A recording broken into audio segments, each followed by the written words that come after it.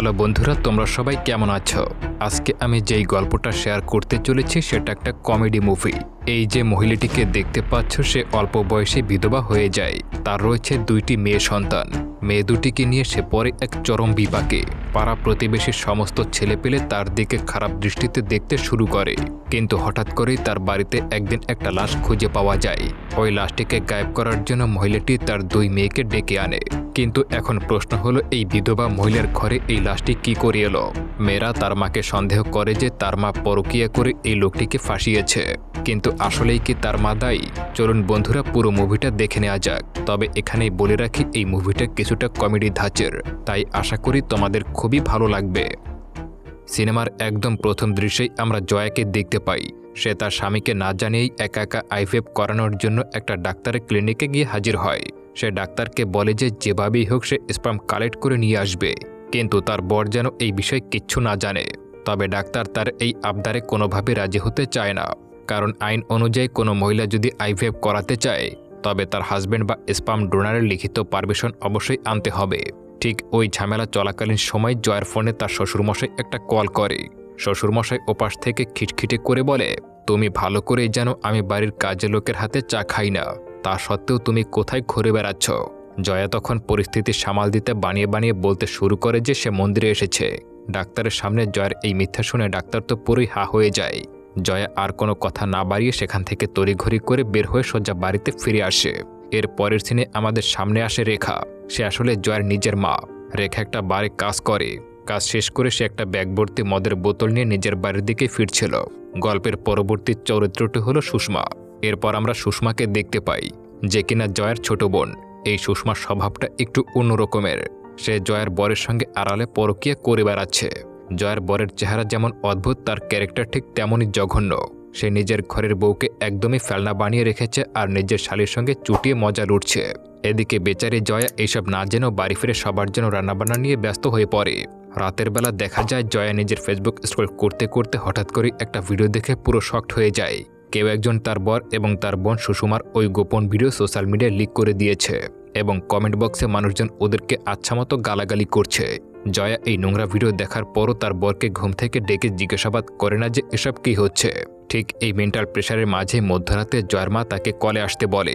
রেখা ফোনের ওপাশে অনেকক্ষণ ধরে কান্না করতে করতে জয়াকে বলে, মারে তুই প্লিজ তোর বোন সুষমাকেও জলদি গ্রুপ কলে নিয়ে নে।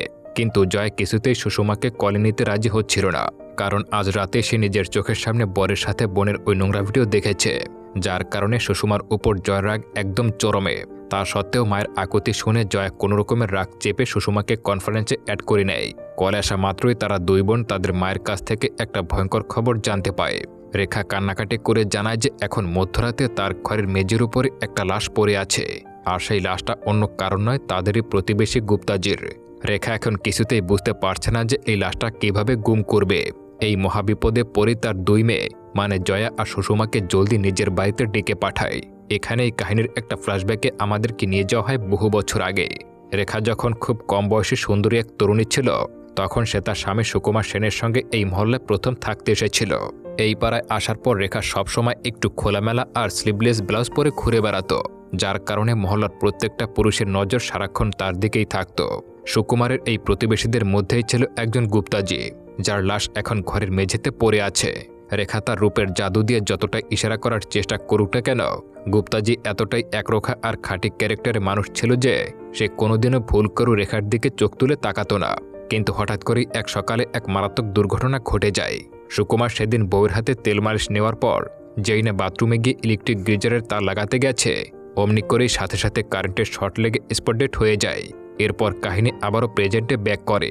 ভোর হতে না হতে জয়া নিজের বরের গাড়ির চাবিটা নিয়ে মায়ের বাড়ির উদ্দেশ্যে রওনা দিয়ে দেয়, যাতে প্রতিবেশীরা ভাবে যে মায়ের কোনো আর্জেন্ট কাজ পড়েছে। অন্যদিকে খবর পেয়েও সুষমা তাড়াতাড়ি মায়ের বাড়িতে চলে আসে। বাড়িতে পা দেওয়া মাত্রই সুষমার প্রথম চিন্তা হয় বডিটাকে এখন কোথায় গায়েব করা যায়। তবে লাশ লুকানোর আগে তার মাকে কড়া গলায় প্রশ্ন করে, মা আগে আসল কথাটা বলো তো, এই গুপ্তা যে মাঝরাতে হঠাৎ করে আমাদের বাড়িতে কেন এসেছিলেন? ওর মা তখন জানায়, রাতে আমি যখন কাজ শেষ করে বাড়ি ফিরে আসি, হঠাৎ করেই আমার দরজায় কে যেন নক করতে শুরু করে। আমি দরজা খুলে দিতেই দেখি সামনে গুপ্তাজি দাঁড়িয়ে আছে। সে ঘরে ঢুকেই কিছু না বলে হুট করে আমাকে জড়িয়ে ধরে। আমি নিজেকে বাঁচানোর জন্য আপ্রাণ চেষ্টা করতে শুরু করি আর ওর হাত থেকে কোনো মতে ছুটে পালিয়ে যেতে শুরু করি এবং পাশের ঘরের দরজাটা আটকে দেই, কিন্তু তাতেও ওই লোকটা আমার পিছু ছাড়ে না। জোর করে এই ঘরের ভেতরে ঢুকে পড়ে আর কোনো উপায় না দেখে আমি তাকে জোরে একটা ঠেলা দেই আর অমনি পেছনের আলমারিতে মারাত্মক চোট পায় আর ওখানে স্পট ডেড হয়ে যায়। মায়ের মুখে এইসব কথা শুনে জয় বুদ্ধিমানের মতো বলে, মা, এটা তো তুমি নিজেকে বাঁচাতে গিয়ে করেছ। এটা পরিষ্কার একটা আত্মরক্ষার কেস। এখানে তোমার উপর কোনো পুলিশ কেস হবে না। তুমি কোনো চিন্তা না করে তাড়াতাড়ি চলো, আমরা পুলিশকে খবর দেই। কিন্তু সুষমা আর তাদের মা রেখা কিছুতেই পুলিশের কাছে যেতে রাজি হয় না, কারণ রেখার চরিত্র এই পাড়ার প্রতিবেশীদের কাছে এতই খারাপ ছিল যে সবাই ভাবত সে নিজেই পাড়ার সব পুরুষদেরকে ফাঁদে ফেলার চেষ্টা করছে। তাই এই পরিস্থিতিতে পুলিশের কাছে গেলে ওদের এই টেকনিক একদমই টিকবে না, উল্টো রেখায় ফেসে যেতে পারে। এদিকে পাশের বাড়িতে আমরা দেখতে পাই গুপ্তাজির ওয়াইফ তার ছেলেমেয়েকে নিয়ে থাকে। সকালবেলা সে খুব নিশ্চিন্তে ঘুমাচ্ছিলেন, কিন্তু বাইরে দুদলার ডাকে হঠাৎ করে তার ঘুম ভেঙে যায়। চোখ খুলে সে দেখতে পায় পাশে হাজবেন্ডেই। প্রথমে সে ভেবেছিল হয়তো তার স্বামী ব্যায়াম করতে চলে গেছে, একটু পরেই হয়তো বাড়ি ফিরে আসবে, কিন্তু অনেক বেলা হয়ে যাওয়ার পরও গুপ্তাজি বাড়ি ফিরে না। তখন গুপ্তায়ন টেনশনে পড়ে যায় আর বারবার মোবাইলে মেসেজ করতে শুরু করে। ওদিকে তারা তিনজন মিলে ফোন থেকে সেই মেসেজগুলো এক এক করে পড়তে শুরু করে আর ওই মেসেজগুলো পড়েই ওরা আসল কাহিনী বুঝতে পারে। আসলে গুপ্তাজির মেয়ের বিয়েতে প্রতিবেশীর কোন এক গুন্ডা টাইপের লোককে নিমন্ত্রণ করা হোক, এটা বাড়ির কেউ চাইছিল না, কিন্তু গুপ্তাজি জোর করছিল তাকে দাওয়াত দেওয়ার জন্য। আর এই বিষয় নিয়ে কাল রাতে তাদের দুজনের মধ্যে মারাত্মক অশান্তির সৃষ্টি হয়েছিল। গুপ্তায়ন এখন ভাবছে তার হাজবেন্ড হয়তো কাল রাতে ওই ঝগড়ার পর রাগ করেই এখনো বাড়ি ফেরেনি, তাই সে বারবার তার কাছে ক্ষমা চেয়ে নিচ্ছিল। ঠিক তখনই জয় নিজের ফোনে তার শ্বশুরের একটা কল আসে। সে বাড়ির সবার আড়ালে ফোনটা ধরার জন্য জলদি বাইরে চলে যায়। শ্বশুরমশাই ওপাশ থেকে কড়া গলায় জানতে চায়, তুমি সকালে কাউকে কিছু না জানিয়ে এভাবে হুট করে বাইরে বেরিয়ে কেন গেলে? আমার ঘরের দরকারি কাজগুলো এখন কে করবে? জয়া তখন পরিস্থিতি সামাল দিতে মিথ্যা কথা বলে যে, বাবা, আসলে আমার মায়ের শরীরটা খুব একটা খারাপ হয়ে গেছে, সেই কারণে আমি তাড়াহুড়া করে গাড়ি নিয়ে মায়ের বাড়িতে চলে এসেছি। আমি কালকের মধ্যেই বাড়ি ফিরব। শ্বশুরের সাথে কথা বলার মাঝেই জয়া খেয়াল করে যে একজন পুলিশ অফিসার ঠিক তাদের গেটের সামনে দাঁড়িয়ে আছে। এত সকালে বাড়ির সামনে পুলিশ দেখে জয়া তো পুরোপুরি ফিট হয়ে যাওয়ার মতো অবস্থা। সে কিছুতেই বুঝতে পারে না যে লাশ ঘরের ভেতরে রেখে পুলিশ বাইরে কেন। আসলে ওই পুলিশ অফিসারটি অন্য কেউ নয়, সে ছিল জয়ের ছোটবেলার খুব কাছের বন্ধু মহেশ্বরী। কাকতালীয়ভাবে সে আবার মৃত গুপ্তাজির নিজের শালা ছিল। ছোটবেলা থেকেই জয়ের উপরে মহেশ্বরীর একটা মারাত্মক ক্রাশ ছিল, কিন্তু জয়ের অন্য জায়গায় বিয়ে হয়ে যাওয়া সে আর নিজের মনের কথা বলতে পারেনি। তবে এখনও সে জয়াকে খুব মন থেকে পছন্দ করে। এরপর সিন কাট হয়ে রাতে চলে আসে। গুপ্তাজির বাড়িতে আগে থেকেই ঠিক করে রাখা মাতাজির পূজা শুরু হয়ে গেছে, কিন্তু এত রাত হওয়ার পরও গুপ্তাজি এখনও বাড়ি ফেরেনি। এই কারণে গুপ্তেন এক ভীষণ চিন্তায় পড়ে যায়। পুজোতে আসা পাড়ার সবাই একে একে বারবার জিজ্ঞাসা করতে শুরু করে যে, কি গো, গুপ্তাজি কোথায় গেল? পূজার সময় ঘরের কীর্তি গায়ে, কিন্তু সে বেচারি আর কোনো উত্তর দিতে পারে না। ওদিকে এর মধ্যে আবার ছেলের বাড়ির লোকজন পুজোতে চলে আসে এবং তারাও এসে বারবার গুপ্তাজির খবর নিতে শুরু করে। অন্যদিকে জয়া, সুষমা আর রেখা মিলে ঘরের ভেতরে একটা গোপন প্ল্যান তৈরি করেছিল। তারা ঠিক করে যে পাশের বাড়িতে যখন পুজোর মাইক জোরে জোরে বাজাতে শুরু করবে, ঠিক সেই আওয়াজের সুযোগ নিয়ে তার লাশটাকে চট করে বাইরে আনবে এবং রাতের অন্ধকারে কোনো একটা খালে বা নর্দমায় গিয়ে ফেলে আসবে। সেই প্ল্যান অনুযায়ী তারা প্রথমে গুপ্তাজির বডিটাকে একটা মোটা কম্বলের মধ্যে ভালো করে মুড়িয়ে দড়ি দিয়ে বেঁধে ফেলে, যাতে ওটা বাইরে টেনে নিয়ে যেতে সুবিধা হয়। এরপর তারা গুপ্তাজির লাশটা যখন ড্রয়িং রুমে নিয়ে যায়, ঠিক তখনই ঘরের ভেতরে হঠাৎ করে একটা গোঙানি আর হাসির শব্দ শোনা যায়। তিনজন চরম ভয় পেয়ে কম্বলের দিকে তাকায় আর দেখে গুপ্তাজি তো মরেনি, সে আসলে মরার মতো বেহুশ হয়ে পড়েছিল। এখন তার হালকা হালকা জ্ঞান ফিরেছে। গুপ্তাজিকে বেঁচে থাকতে দেখে তারা স্বস্তি পাওয়ার বদলে আরও বেশি ভয় পেয়ে যায়। সে চিৎকার করে বলে, সর্বনাশ হয়ে গেছে, এর যদি পুরোপুরি হুঁশ চলে আসে তবে তো সোজা থানায় গিয়ে আমাদের সবাইকে পুলিশে দেবে। একে যেভাবেই হোক আটকে রাখতে হবে, অন্তত 2 দিন কোনো উপায় একে শনাক্ত করে রাখতে হবে, যাতে সে পুলিশের কাছে না যেতে পারে। ঝামেলার মধ্যেই জয়া সন্দেহবশত তার মায়ের মোবাইল ফোনটা নিয়ে ঘাঁটতে শুরু করে। সে দেখতে পায় কাল রাতের বেলা রেখা নিজে গুপ্তাজিকে মেসেজ পাঠিয়েছিল এবং তার বাড়িতে আসতে বলেছিল তাস খেলার জন্য। জয়া রেগে গিয়ে এর কারণ জানতে চাইলে রেখা আসল সত্যিটা স্বীকার করে। রেখা বলে, আসলে আমার পার্সোনাল কিছু দরকারের জন্য আমি আলমারির লকার থেকে জয়ের শ্বশুরের 5.5 লক্ষ টাকা চুরি করেছিলাম, আর আমি যখন টাকাটা সরাচ্ছিলাম তখন জানালার ফাঁক দিয়ে গুপ্তাজি আমাকে দেখে ফেলেছিল। তাই আমি ওর মুখ বন্ধ রাখতে চেয়েছিলাম, এজন্য লোভ দিয়ে তাকে রাতে ডেকেছিলাম। কিন্তু ঘরে আসার পরই ও টাকার জন্য আমার উপরে বেশি নজরদারি শুরু করে। আমি রাগ সামলাতে না পেরে ওকে জোরে ধাক্কা দেই আর ও আলমারির কোনায় গিয়ে চট করে অজ্ঞান হয়ে যায়। জয়া তখন অবাক হয়ে তার মাকে জিজ্ঞাসা করে, তোমার হঠাৎ এই 5 লক্ষ টাকা কিসের জন্য লাগবে? এই প্রশ্নে রেখা আমতা আমতা করতে শুরু করে এবং কোনো সঠিক উত্তর দিতে পারছিল না। মায়ের এমন ধান্দাবাজি দেখে জয়া চরম বিরক্ত হয়ে বলে, তোমাকে বাঁচাতে গিয়ে আমি নিজেই ফেসে মরব। তুমি রাখো তোমার এই নোংরা ধান্দাবাজি। আমি এখন এই বাড়ি ছেড়ে চলে যাচ্ছি। কারণ তারা দুই বোনই জানতো যে তাদের মা খুব একটা সুবিধার লোক নয়, 1 নম্বর চালবাজ মহিলা। মেয়ে চলে যাচ্ছে দেখে রেখা কোনো রকমের জয়াকে আটকে ধরে আর বলে, তুই যাস না রে মা, আইভিএফ করানোর জন্য তোর তো 5.5 লক্ষ টাকা দরকার আছে। ওই টাকাটা আমি তোকে দিয়ে দেব। নিজের স্বার্থের টাকাটা পেয়ে জয়া বাধ্য হয়ে মায়ের বাড়িতে আটকে যায়। পরদিন সকাল হয়ে গেলেও গুপ্তজি যখন বাড়ি না ফেরে তখন ওদিকে গুপ্তেনের মাথায় পুরো হাত পড়ে যায়। সে কান্নাকাটি করতে করতে মাতাজির পুজো করছিল। ঠিক তখনই তার ফোনে একটা মেসেজ আসে। মেসেজটি পাঠিয়েছিল রেখার ঘরে বন্দি থাকা গুপ্তাজি। সেখানে লেখা ছিল, আমার এই ছেলেকে একদমই পছন্দ নয়। এই বিয়েটা তুমি একাই করিয়ে নাও। আমি তোমাদের মুখ দেখতে চাই না। মেসেজটা দেখেই গুপ্তানের মনে মারাত্মক খটকা লাগে এবং তীব্র সন্দেহ গিয়ে পড়ে পাশের বাড়ির ওই 3 প্রতিবেশীর উপর। কারণ সে অনেক আগে থেকে জানতো যে রেখা, জয়া আর সুষমা এই 3 ডাইনি কোনো মতেই চায় না যে প্রতিবেশীর বাড়ির ছেলেরা সুখে শান্তিতে বসবাস করুক। গুপ্তায়ন ভাবে ওরা নিশ্চয়ই আমার বরের উপরে কোনো কালো জাদু করেছে, যে কারণে সে বাড়ি ফিরতে চাইছে না। তাই সে এই তন্ত্রমন্ত্রের কাটাকুটি করার জন্য সোজা এক তান্ত্রিক বাবার কাছে চলে আসে। এখানেই কাহিনীর আরও একটা ফ্ল্যাশব্যাকে আমাদেরকে নিয়ে যাওয়া হয়। সুষমা যখন কলেজ পাশ করে তখন সে একটা ছেলের সঙ্গে প্রেমের সম্পর্কে জড়িয়ে পড়েছিল।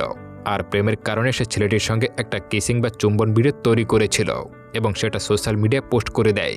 সুষমার পরিবার এই নিয়ে কোনো সমস্যায় না হলেও ভিডিওটি ভাইরাল হয়ে যাওয়ায় ওই ছেলেটির পরিবারে তুমুল অশান্তি নেমে আসে। ছেলেটির মা কাঁপতে কাঁপতে তার ছেলেকে কান ধরে টানতে টানতে সুষমার বাড়ির সামনে নিয়ে আসে এবং পাড়ার লোক জড়ো করে সুষমার মা রেখাকে যা ইচ্ছা তাই বলে অপমান করতে শুরু করে। ওই সময় এই মারাত্মক কেলেঙ্কারি ধামাচাপা দেওয়ার জন্য গুপ্তাজি নিজে এগিয়ে এসেছিলেন। তখন সবার কথাবার্তা ঠিক হয়েছিল যে সুষমার চরিত্র ভালো করার জন্য তার বোনের বাসায় পাঠিয়ে দেওয়া হবে। কিন্তু জয়ের বাড়িতে গিয়ে সুষমা নিজের স্বভাবমতো জয়ের হাজব্যান্ডের সঙ্গে পরকীয়া শুরু করে দেয়। সে তার জামাইবাবুর সঙ্গে উল্টাপাল্টা নোংরা ভিডিও বানিয়ে সোশ্যাল মিডিয়ায় পোস্ট করতে শুরু করে এবং অল্প দিনের মধ্যেই ওই ভিডিও মারাত্মক ভাইরাল হয়ে যায়। ওখান থেকেই তারা ইন্টারনেটে পপুলার হতে শুরু করে। তাই এখন রোজই সুষমা আর জামাইবাবু একসঙ্গে ভিডিও বানিয়ে আপলোড করতে শুরু করে। এরপর কাহিনী আবারও বর্তমানে ফিরে আসে। জয়া তখন ফোনে তার বরের সঙ্গে কথা বলছিল। মানুষ ফোনের ওপাশে ভীষণ রেগেছিল, কারণ জয়া তাকে কিছু না জানিয়ে সকাল সকাল গাড়ি নিয়ে মায়ের বাড়িতে চলে এসেছে। ঠিক তখনই সুষমার বাড়ির মেন দরজায় কে যেন নক করে। জয়া দরজা খুলেই দেখতে পায় প্রতিবেশী সেই গুপ্তায়ন দাঁড়িয়ে আছে। সে মেয়ের বিয়ে উপলক্ষে মন্দিরে পুজো দিতে গিয়েছিল এবং সেখান থেকেই প্রতিবেশীদের জন্য প্রসাদ নিয়ে এসেছে। জয়া, রেখা আর সুষমা এই 3 জন তো মনে মনে কাঁপছিল। তারা কোনো মতেই গুপ্তায়নকে ঘরের ভেতরে ঢুকতে দিতে চাইছিলই না। কিন্তু চালাক গুপ্তায়ন মনে মনে ঠিক করেই এসেছিল যে সে আজকে জলখাবার খাওয়ার বাহানায় হলেও ঘরে ঢুকবেই। সে জোর করে ড্রয়িং রুমে এসে বসে পড়ে। জয়াদের 3 জনকে কোনো মতে রান্নাঘরে নাস্তা বানাতে পাঠিয়ে দিয়ে গুপ্তায়ন একা থাকার সুযোগ পেয়ে যায়। সে তড়িঘড়ি করে ব্যাগ থেকে তান্ত্রিক বাবার দেওয়া একটা জাদুটোনা আর নারকেল বের করে ড্রয়িং রুমে থাকা ফ্লায়ার ভাসের ভেতরে লুকিয়ে রাখে। কিন্তু ঘরের ভেতরে ঢুকে কেমন জানি তার সন্দেহ বাড়তে শুরু করে। দিদি, আমি একটু তোমার বাথরুমে যাব। হঠাৎ করে খুব বাথরুম পেয়েছে। বাথরুমের পাশের রুমে গুপ্তাজিকে কম্বল দিয়ে বেঁধে রাখা হয়েছিল, তাই তারা কোনো মতেই ওকে ভেতরে ঢুকতে দিতে চাইছিল না এবং উল্টোপাল্টা কথা শুনিয়ে গুপ্তায়নকে বাড়ি থেকে ধাক্কা দিয়ে বের করে দেয়। বাড়ি ফিরে গুপ্তায়ন প্রচণ্ড রেগে যায় এবং নিজের পুলিশ অফিসার ভাই মহেশ্বরীকে ডাকে। সে মহেশ্বরীকে বলে, আমার মনে হচ্ছে তোমার জামাইবাবু নিখোঁজ হওয়ার পেছনে ওই পাশের বাড়ির 3 ডাইনি মহিলার হাত রয়েছে। আমি ওদের বাড়িতে গিয়ে স্পষ্ট তোমার জামাইবাবুর তেলের গন্ধ পেয়ে এসেছি। মহেশ্বরী যেহেতু মনে মনে জয়কে ভীষণ পছন্দ করত, তাই সে কোনো মতেই নিজের দিদির এই কথা বিশ্বাস করতে চায় না। কিন্তু তাও দিদি যেহেতু নিজেই কমপ্লেন করেছে, তাই ডিউটি হিসেবে তদন্তের জন্য যেতেই হবে। ওদিকে বাড়িতে গেট দিয়ে ঢোকা শব্দ হতে জয় বুঝতে পারে যে ঘরে কেউ একটা আসছে। সে তখনই জানালা দিয়ে উঁকি মেরে দেখতে পায় মহেশ্বরী দাঁড়িয়ে আছে। জয়া একদম সময় নষ্ট না করে বুদ্ধি খাটায়। মহেশ্বরী ঘরে ঢোকার আগে জয়া বাইরে এসে তাকে নানা রকমের কথার জালে ফাঁসিয়ে ফেলে। নিজেদের পুরনো কলেজ লাইফের গল্প উসিলা দিয়ে সে মহেশ্বরীকে আবারও ঘরের ভিতরে ঢুকতে দেয় না এবং তাকে সাথে নিয়ে বাইকে করে ওখান থেকে বেরিয়ে যায়। এরপর অনেকক্ষণ ধরে জয়ী মহেশ্বরীকে নিয়ে একটা পুকুর ধারে বসে গল্প করতে শুরু করে। আর ওদিকে জয়া বাইরে মহেশ্বরীকে আটকে রাখার এই সুযোগে ঘরের ভেতরে রেখা আর সুষমা মিলে একটা এলাহি কাণ্ড ঘটিয়ে ফেলে। তারা দুজন ধরাধরি করে গুপ্তাজির ভারী বডিটাকে টেনে তুলে ভেতরের একটা স্টোরুমে নিয়ে যায়। সেখানে দুটো বড় বড় ম্যানিকুইনের মাঝখানে গুপ্তাজিকে এমনভাবে দাঁড় করিয়ে রেখে দেয় যাতে বাইরে থেকে দেখলে বোঝা যায় এটা একটা ম্যানিকুইন। আর গুপ্তাজি যেন কোনো মতেই মাঝপথে ঘুম থেকে উঠলে ঝামেলা করতে না পারে, সেজন্য তাকে জোরাজুরি করে বোতল ধরে অনেকটা কাশি সিরাপ খাইয়ে দেয়। এদিকে জয়া পুকুর পাড় থেকে কথা বলা শেষ করে যখন নিজের বাড়িতে ঢোকে, সে তখন মানস ও মহেশ্বরীকে একত্রে দাঁড়িয়ে থাকতে দেখতে পায়। মানস যখন জয়া আর মাহের এই পুরনো খাতিরটা দেখতে পায়, সে হিংসায় ভেতরে প্রচণ্ড রেগে যায়। মহেশ্বরী চলে যাওয়ার পর জয়া মানসের উপর প্রচণ্ড চেঁচামেচি করতে শুরু করে, কারণ মানুষ জয়ার কথা শুনে এখানে এসেছিল যে জয়ার মা নাকি বিছানা থেকে এক ফোঁটাও উঠতে পারছে না, পুরো মরা অবস্থা। অথচ ঘরে ঢুকে সে দেখতে পায় দিব্যি সুস্থ শরীরে হেঁটে বেড়াচ্ছে। পরিস্থিতি হাতছাড়া হতে দেখে শাশুড়ি তখন সামনে আসে। সে নিজের জামাইকে নানা রকমের মিষ্টি কথা বুঝায় আর বলে, বাবা, আমার শরীরটা আসলেই ঠিক নেই, তুমি প্লিজ এখানে আর কিছুদিন আমাদের সঙ্গে থেকে যাও। মানুষ যখন দেখতে পায় যে একই ছাদের নিচে একসঙ্গে 3 জন মহিলাকে পাবে, তখন সে শাশুড়ির কথায় রাজি হয়ে যায়। জয়া তখন তাকে মনে করিয়ে দেয়, কিন্তু তোমার বাবা তো তোমাকে অন্য একটা জরুরি কাজে বাইরে পাঠিয়েছিলেন। মানুষ তখন দেমাগ দেখে বলে, আরে বাবার কাজ আমি ঠিকই ম্যানেজ করে নেব, ওটা নিয়ে তোমাকে ভাবতে হবে না। কিন্তু এই মানুষ আসার পর থেকেই তাদের 3 জনের খাটুনি আর কাজ 10 গুণ বেড়ে যায়, কারণ মানুষ প্রথমবার তার শাশুড়ি বাড়িতে এভাবে জমিয়ে থাকছিল, তাই সে যখন তখন দামি দামি খাবার অর্ডার করছিল। তবে এরা মনে মনে তার উপরে প্রচণ্ড বিরক্ত হয়ে যায়, আর তারা টেনশনে ছিল যে পাশের স্টোররুমে তো গুপ্তজিকে বন্দি করে রাখা হয়েছে। মানুষের চোখ যেন কোনোভাবেই ওই দিকে না পড়ে, আর এর জন্য সারাক্ষণ তাকে পাহারা দিতে হচ্ছিল। মানুষ আবার মাঝে মাঝেই তাদের পাড়ায় ঘুরতে বের হতো এবং প্রতিবেশীদের সব খবর নিয়ে আসতো। সে একদিন বাইরে থেকে ঘুরে এসে জানায় যে গুপ্তাজির ছেলের কাছ থেকে একটা চাঞ্চল্যকর তথ্য পেয়েছে। কেউ নাকি গুপ্তাজিকে কিডন্যাপ করেছে এবং তাকে ছেড়ে দেওয়ার জন্য নাকি মোটা অঙ্কের মুক্তিপণও চেয়েছে। এই খবর শুনে তারা 3 জন তো দ্বন্দ্বে পড়ে যায়, কারণ তারা মনে মনে ভালো করে জানে যে গুপ্তাজি তো তাদের নিজেদের স্টোরেই বন্দি আছে, আর তারা তো কারো কাছে টাকা চায়নি। তাহলে এই কিডন্যাপের নাটক টাকা চাওয়ার পেছনে কে আছে? এরা তখন তাদের 3 জনকেই সন্দেহ করতে শুরু করে। জয়া সুষমাকে দোষ দেয়, আবার সুষমা রেখাকে ব্লেম করে। এই ঝগড়ার মাঝেই জয়া আসল কথাটা বলে দেয়। সে সুষমার মুখের উপরে চিৎকার করে বলে, তোর তো অলরেডি আমার বরের সঙ্গে পরকীয়া চলছে, তুই কি এবার আমার পুরো সংসারটা এভাবে ভেঙে রাস্তায় দাঁড় করাবি? সেখানে সুষমা রেগে গিয়ে উল্টো জবাব দেয়, আমি কখনো তোমার সংসার ভাঙতে চাইনি। আসলে আমাদের একটা ভিডিও সোশ্যাল মিডিয়ায় পাবলিশ হয়ে গিয়েছিল, আর এইসব নোংরা ভিডিও ইন্টারনেটের পাবলিক খুব গ্রোসারে। শুধু ভিউজ আর সস্তা পাবলিসিটি পাওয়ার জন্য আমি তোমার জামাইকে সহ্য করেছি। এছাড়া ওই মানুষের সঙ্গে ভিডিও বানানোর আমার কোনো শখ নেই। এদের 2 বোনের কথা কাটাকাটির মধ্যেই অসাবধানতাবশত রান্নাঘরের মিক্সির ঢাকনাটা হুট করে খুলে যায় এবং চারদিকের ওয়ালে টমেটোর লাল পেস্ট ছড়িয়ে পড়ে, রক্তের মতো দেখায়। তখন পরিস্থিতি শান্ত করতে মা রেখা নিজে হাতেরটা ছুরি তুলে নেয় এবং সবার সামনে বলে, এই কিডন্যাপারের টাকা তো আমরা 3 জন কেউই চাইনি, তাহলে এই টাকাটা কে চাইছে? তবে আগে আমাদের এই গুপ্তাজির একটা পাকাপোক্ত ব্যবস্থা করতে হবে, তারপর তোমরা যেখানে খুশি চলে যাও, আমি কাউকে একটা কথাও বলবো না। ঠিক ওই দিন রাতের বেলায় আমরা দেখতে পাই পাশের বাড়ির গুপ্তায়ন তার মেয়েকে সাথে নিয়ে একটা কালো ব্যাগ গুছিয়ে অন্ধকার গলির মধ্যে নিয়ে রাখে। আসলে কিডন্যাপাররা ওই গুপ্তাজিকে ছাড়ার জন্য 5.5 লক্ষ টাকা চেয়েছিল। এই ব্যাগে ঠিক সেই টাকাই ছিল, আর কিডন্যাপারও বলেছিল রাত 2টার সময় যেন ওই টাকাটা ওইখানে রেখে আসে, আশেপাশে যেন কোনো পুলিশ না থাকে। তবে গুপ্তায়ন চলে গেলেও আড়াল থেকে ওই টাকার ব্যাগটা কড়া পাহারায় দিচ্ছিল মহেশ্বরী আর সাথে থাকা কয়েকজন কনস্টেবল। এদিকে আমরা রেখাকেও দেখতে পাই, সে একটা কালো ব্যাগ হাতে নিয়ে খুব সাবধানে পা টিপে টিপে বাড়ি থেকে বাইরে বেরিয়ে যাচ্ছে। মাকে ওভাবে বের হতে দেখে জয়া তার পিছু নেয়, আর তাদের পেছনে সুষমাও চলে আসে। রেখা হাঁটতে হাঁটতে পাড়ার এক কোণে একটা পুরনো গুদামের সামনে গিয়ে তার শাটারটা খোলে। রেখা ভেতরে ঢোকার কিছুক্ষণ পরে ওই শাটারটা হালকা নক হয়। রেখা শাটার খুলেই দেখতে পায় সামনে জয়া দাঁড়িয়ে আছে, আর কিছুক্ষণ পর শাটার আবারও আওয়াজ হয়।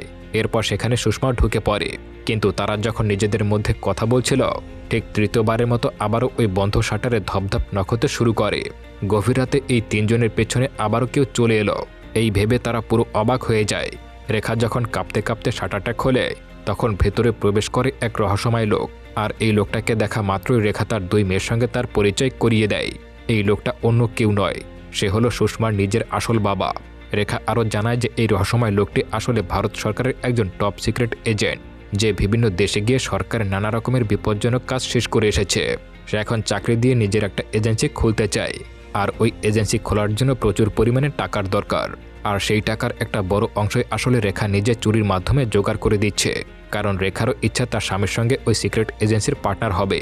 রেখা আসলে লকার থেকে ওই 5 লক্ষ টাকা নিয়েছিল এর হাতে দেওয়ার জন্য, কিন্তু কাজের কাজ করতে গিয়ে মাঝখান থেকে গুপ্তজি পুরো দৃশ্যটা দেখে নেয়, আর তাকে এখন এভাবে স্টোররুমে কিডন্যাপ করে রাখা হচ্ছে।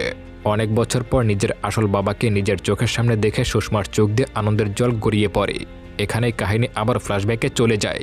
আমরা দেখতে পাই প্রথম স্বামী মারা যাওয়ার পর রেখা একদম অসহায় হয়ে পড়েছিল। ঠিক এই কঠিন সময় রেখার জীবনে আসে এই রহস্যময় লোকটা। এরপর তাদের মধ্যে সম্পর্ক হয়ে যায় এবং সুষমার জন্ম হয়। কিন্তু পাড়ার কোনো মানুষই জানতো না যে সুষমার আসল বাবাকে। যেহেতু লোকটি একজন গোয়েন্দা ছিল, তাই সে নিজের আইডেন্টিটি লুকিয়ে রাখত এবং কখনো সবার সামনে আসতো না। কিন্তু পাড়ায় একটা বেনামি বাচ্চা বড় হতে থাকলে যা হয় আর কি, মহল্লার মহিলারা সবাই মনে মনে নিজের হাজবেন্ডকে সন্দেহ করতে শুরু করে। তারা সারাক্ষণ সুষমার মুখের দিকে তাকায় আর নিজের বরের চেহারার সঙ্গে মিলে দেখার চেষ্টা করে। তারা ভাবত যার চেহারার সঙ্গে সুষমার মিল থাকবে, সুষমা নিশ্চয়ই তার অবৈধ মেয়ে। এদিকে একদিন সুষমা যখন স্কুলে গিয়েছিল, তখন গুপ্তাজির মেয়ে গোল্ডি সবার সামনে তার বাবাকে নিয়ে নোংরা ভাষায় কথা বলছিল। ছোটবেলা সেই অপমান সহ্য করতে না পেরে সুষমা মারাত্মকভাবে রেগে যায় এবং রাগের মাথায় গোল্ডিকে একটা ঘুষি মারে। সেই সঙ্গে তার 2টা দাঁত উপড়ে ফেলে। আর সেদিন থেকেই গোল্ডি 2টা সোনার দাঁত পড়ে আছে। এরপর কাহিনী আবারও বর্তমানে ফিরে আসে। আমরা দেখতে পাই মহেশ্বরী আর গার্ডরা করা নজরদারির মধ্যে আছে। অন্যদিকে গুদামের ভেতরে সুষমা তো তার আসল বাবাকে পেয়ে আনন্দে আত্মহারা হয়েছিল। কিন্তু সে তো জানতো না এই লোকটা আসলে একটা বড় মাপের ধাপ্পাবাজ। নিজের স্বার্থের জন্য লোকটা হঠাৎ করে সুষমার গলায় ধারালো ছুরি ঠেকায় এবং রেখার কাছে যা ছিল সব ছিনিয়ে নিয়ে ওখান থেকে চলে যায়। এতদিন ধরে রেখা বোকার মতো মনে করত এই লোকটা বুঝি তাকে সত্যিই ভালোবাসে। কিন্তু এই ঘটনার পর রেখা সেই অন্ধবিশ্বাসে এক নিমিষেই চির ধরে যায়। ওদিকে গাড়ির ভেতরে ডিউটি করতে করতে পুলিশ অফিসার মহেশ্বরী কখন যে ঘুমিয়ে পড়ছিল সে নিজেও টের পায়নি।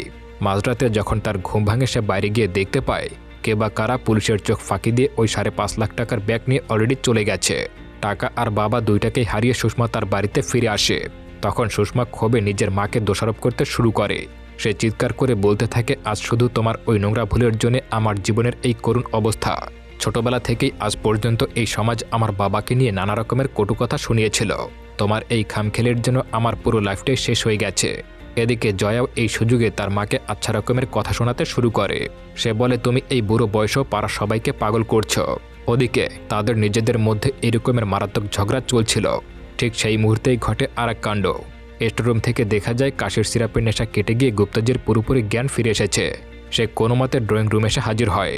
ওরা 3জন মিলে ওই বিশাল শরীরে গুপ্তাজিকে ধরে আবারও স্টোররুমে ঢোকাতে চায়, কিন্তু কিছুতেই তাকে সামলাতে পারছিল না।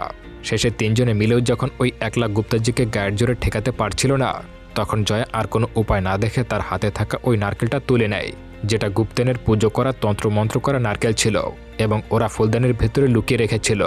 জয়া ওই ভারী নারকেলটা সজোরে ছুঁড়ে মারে সোজা গুপ্তাজির মাথার মাঝখানে। আর অমনি করে গুপ্তাজি আবারও জ্ঞান হারিয়ে ফেলে। কিন্তু গুপ্তাজিকে অজ্ঞান করার আগে তাদের মধ্যে চরম চিল্লাচালি আর চেঁচামেচি হয়েছিল। সেই আওয়াজে মানুষের ঘুম ভেঙে যায়। সে তাড়াতাড়ি বিছানা থেকে উঠে ভাবতে থাকে, এত রাতে জয়ের ঘরের ভেতরে কার সঙ্গে চক্কর চলছে। আসলে মনে মনে ওই পুলিশ অফিসার মহেশ্বরীকে সন্দেহ করেছিল। সে ভেবেছিল সেই হয়তো জয়ের কাছে এসেছে। মানুষ ঘুম থেকে উঠেই কোনো প্রমাণ ছাড়াই জয়ের উপরে রাগ দেখাতে শুরু করে। জয় প্রথমে কিছুক্ষণ চুপ ছিল, কিন্তু একটা সময়ের পর তার ধৈর্যের ভাত ভেঙে যায় এবং সে উল্টো তার বরকে নানা রকমের কথা বলতে শুরু করে। জয়া খুব উগরে দিয়ে বলে। জয়া তখন বলে, আমি নিজের লাইফে একটু ভালো মতো বাঁচার আশা করেছিলাম, কিন্তু তার বদলে তুমি কি দিয়েছ? সকাল থেকে রাত পর্যন্ত মুখ বুজে তোমার ওই খিটখিটে পরিবারের সমস্ত দাসবৃত্তির কাজ করে গেছি, একটা কথা কোনোদিন বলিনি। আর ওদিকে তুমি আড়ালে আমার নিজের আপন বোনের সঙ্গে নোংরামি করে বেড়াচ্ছ, ওর সাথে নোংরা ভিডিও বানাচ্ছ, ইন্টিমেট হচ্ছ। তুমি কি মনে করো আমি কচি খুকে যে এসব কিছুই বুঝি না? স্ত্রীর মুখে এইসব সত্য শুনে এবার মানুষ ফালতু রাগ দেখাতে শুরু করে। সে জয়াকে উল্টো থ্রেট দিয়ে বলে, তুমি আমার নামে এসব ফালতু অপবাদ দিচ্ছ, আমি কিন্তু এখান থেকে চলে যাব। জয়া তখন এক মুহূর্ত না ভেবে সোজা সবটা বলে দেয়, যাও, এখনই চলে যাও। এই ঘর থেকে বিদায় হলেই আমি বাঁচি। তুমি নিজে যাবে নাকি তোমাকে গাড় ধাক্কা দিয়ে বের করে দেব? মানুষ বাড়ি থেকে বের হওয়ার সময় রাগের মাথায় তার বোন সুষমাকে জিজ্ঞাসা করে, কিরে, তুই কি তোর ওই নোংরা জামাইবাবুর সঙ্গে চলে যেতে চাস? তাহলে এখনই যেতে পারিস। মানুষ যখন দেখতে পায় যে এখানে তার কোনো ডাল গলবে না, এরপর মানুষ রেগেমেগে সেখান থেকে চলে যায়। এরপরে জয়া কোনো রকমের ভাবে শান্ত হয়। এরপর জয়া রান্নাঘরে গিয়ে খাবার খায়। সেই সময় সুষমা বলে, বিশ্বাস করো, তোমার বরের সঙ্গে আমার তেমন কিছুই চলছিল না। আমার মোবাইলে তোমার বরের নাম্বারটা মানুষ নামে সেভ করা আছে। ওটা কিন্তু তুমি একদিন আমার ফোনে পাঠিয়েছিলে, আর আমি ওভাবেই রেখে দিয়েছি। এছাড়া আমাদের মধ্যে আর কোনো রিলেশন নেই। আর ইন্টারনেটে ভিডিও করার জন্য যতটুকু দরকার ছিল ততটুকুই, এর বাইরে কিচ্ছু না। বোনের মুখে এই কথা শুনে জয়া মনে মনে কিছুটা স্বস্তি পায়। এভাবেই তাদের জীবনের আরও একটা কালরাত্রি পার হয়ে যায়। এরপর সকাল হলে নতুন ক্লাইম্যাক্স ওপেন হয়। সে দেখতে পায় কাশির সিরাপের ঘর পুরোপুরি কেটে গিয়ে গুপ্তাজি নিজের হাতের পায়ের দড়ি নিজে একা খুলে ফেলেছে। এরপর সে সোজা জয়দের বাড়ি থেকে চম্পট দিয়ে নিজের বাড়ির দিকে হাঁটা শুরু করে। গুপ্তাজি নিজের বাড়িতে পৌঁছানোর পরই মহেশ্বরী তাকে জেরা করতে শুরু করে। সে বারবার জিজ্ঞাসা করে, জামাইবাবু, তোমাকে কে বা কারা ধরে নিয়ে গিয়েছিল? এতদিন তুমি কোথায় ছিলে? কিন্তু গুপ্তাজি কোনো কথাই বলছিল না। সে একদম বোবার মতো বসেছিল। এদিকে সকালবেলা এই কাণ্ড দেখে তখন রেখা তার 2 মেয়েকে ঘুম থেকে ডেকে তোলে এবং এই সমস্ত কিছু খুলে বলে। বিপদ বুঝে তারা নিজেদের বাড়ির সমস্ত জিনিসপত্র আর গয়নাগাটি এক জায়গায় গুছিয়ে প্যাক করতে শুরু করে। জয়া একদম সময় নষ্ট না করে স্টোররুমের সেই জায়গাটায় চলে যায় যেখানে গুপ্তাজিকে কম্বল চাপা দিয়ে বেঁধে রাখা হয়েছিল। সেই পুরো জায়গাটা ফিনাইল দিয়ে ধুয়ে পরিষ্কার করতে শুরু করে যাতে পুলিশের ডগ স্কোয়াড এসেও কোনো গন্ধ না পায়। কিন্তু ঠিক তখনই পাশের বাড়িতে তল্লাশি চালাতে গিয়ে মহেশ্বরীর হাতে এক টুকরো অকাঠ্য প্রমাণ লেগে যায়। সে দেখতে পায় গুপ্তাজির মুখে বাঁধার জন্য যে কাপড়টা ব্যবহার করা হয়েছিল সেটা কোনো সাধারণ কাপড় নয়, সেটা ছিল একটা স্লিভলেস ব্লাউজ। ওটা দেখা মাত্রই পাশে দাঁড়িয়ে থাকা গুপ্তান চিৎকার করে বলে ওঠে, দেখেছ মহেশ্বরী, আমি তো প্রথম থেকেই বলেছিলাম ওই 3 ডাইনির বাড়িতে আমার বরকে বন্দি করে রাখা হয়েছে। কিন্তু এত প্রমাণের পরে গুপ্তাজি তখনও নিজের মুখ খুলছিল না। সে পুরোপুরি চুপচাপ থাকে। এরপর বাড়ির সবাই যখন তাকে ওভাবে রেখে কাজে ব্যস্ত হয়ে পড়ে তখন গুপ্তাজি ঘরের কোণে গিয়ে চুপচাপ একটা ফোন লাগায়। ফোনে সে রেখাকে থ্রেট দিয়ে বলে, শোনো রেখা, আমি প্রথম থেকেই চেয়েছিলাম সুষমা মারা যাওয়ার পর তুমি এই পাড়া থেকে এই বাড়ি থেকে চলে যাও, কিন্তু তুমি আমার কথা শোনোনি।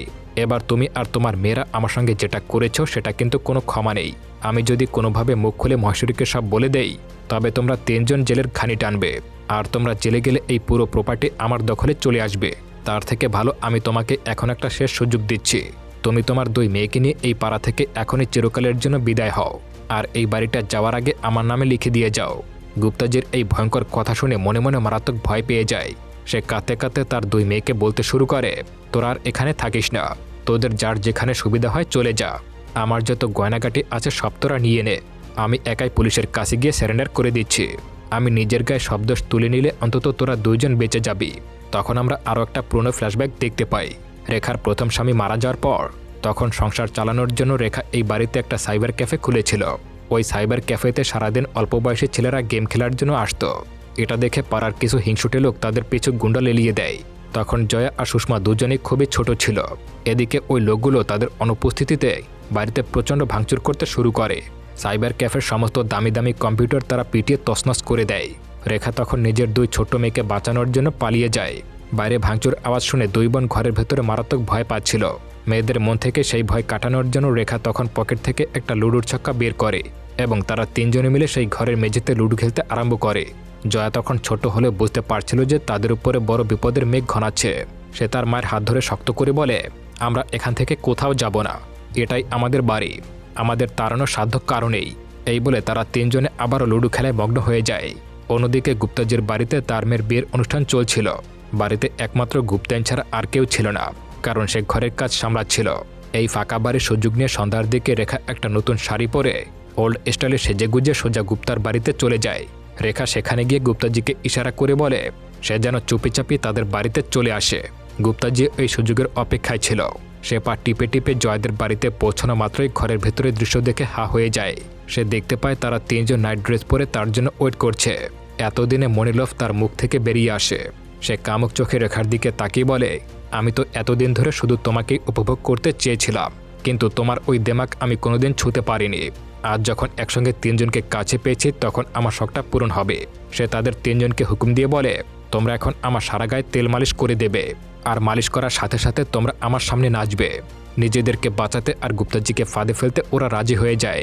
তখন ওরা 3 জন নাচতে শুরু করে, কিন্তু কামের নেশায় বুধ হয়ে থাকা গুপ্তাজি খেয়ালই করেনি যে ঘরের এক কোণে একটা গোপন ক্যামেরা লুকানো ছিল, যাতে ওদের এই কাণ্ড রেকর্ড হচ্ছিল। এরপর সুষমা ওই ক্যামেরাটা হাতে তুলে নেয় এবং গুপ্তাজির আপত্তিকর ফটো তুলতে শুরু করে। এসব দেখে গুপ্তাজি হঠাৎ করে রেগে যায় এবং ফোনটা কেড়ে নেওয়ার জন্য সুষমার উপরে চড়াও হয়। কিন্তু তখনই জয়া বুদ্ধি করে সুষমার হাত থেকে ফোনটা নিজের হাতে নিয়ে নেয়। এরপর জয়া আর এক মুহূর্ত দেরি করে না, আর লুকিয়ে বানানো ভিডিও সোজা পুলিশ অফিসার এবং মহেশ্বরী ফোনে পাঠিয়ে দেয়, আর সেই সঙ্গে একটা কপি গুপ্তানের ফোনেও পাঠিয়ে দেয়।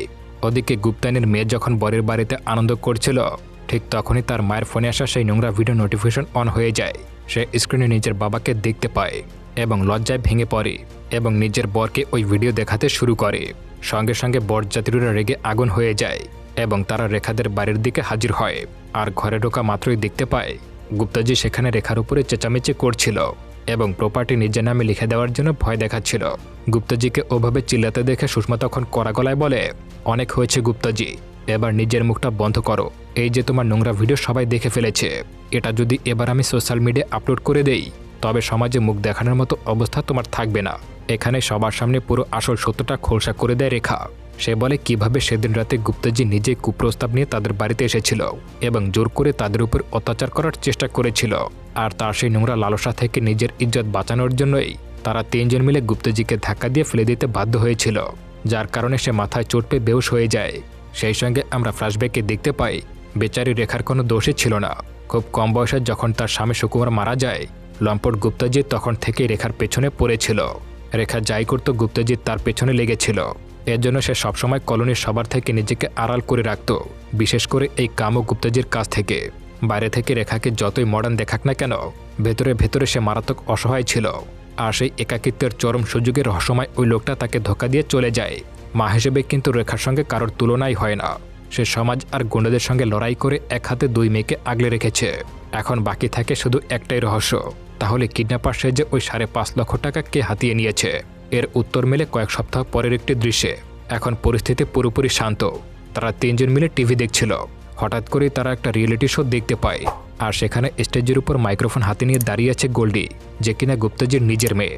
টিভির পর্দায় শোয়ের বিচারকরা যখন গোল্ডিকে জিজ্ঞাসা করে, তুমি তো নিজের বিয়ে ভেঙে সঙ্গীতের অনুষ্ঠান ফেলে মুম্বাই চলে এসেছ, কিন্তু এখানে আসার জন্য এত টাকা তুমি কোথায় পেলে?